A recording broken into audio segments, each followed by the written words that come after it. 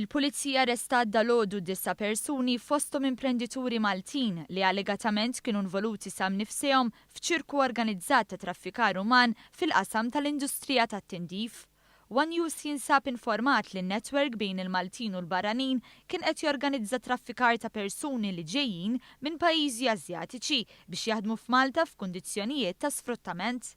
Dwar dan il-każ il-pulizija tkellmet ma' 14 il-persuna allegati vittmi ta' traffikar uman. Il-każ ġie rrappurtat lill pulizija l-ħamis wara nofsinhar wara ħidma intensiva minn Identity Malta.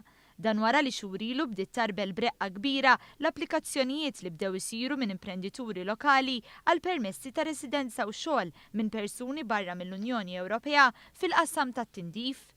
Kien bis-saħħa ta' dawn il-verifiki li 14 il-persuna Asjatika u li jaħdmu mal-istess kumpanija f'Malta setgħu sfaw vittmi ta' traffikar uman.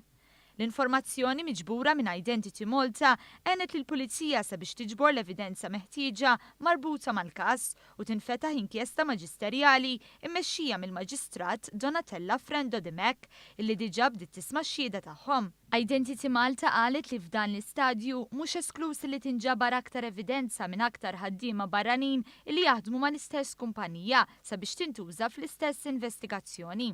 Immedjatament mill-bidu tal-investigazzjonijiet, l-awtoritajiet Maltin assiguraw li tingħata l-assistenza neċessarja lil persuni li huma potenzjalment vittmi ta' traffikar u li kollaboraw mal-pulizija.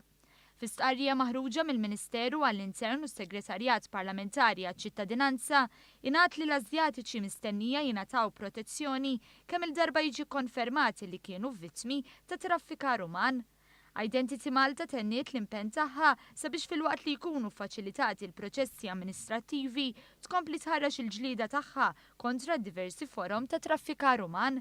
Dan kien it-tieni każ fi ftit xhur li Identity Malta rnexxielha tkisser ċirku ta' traffikar uman.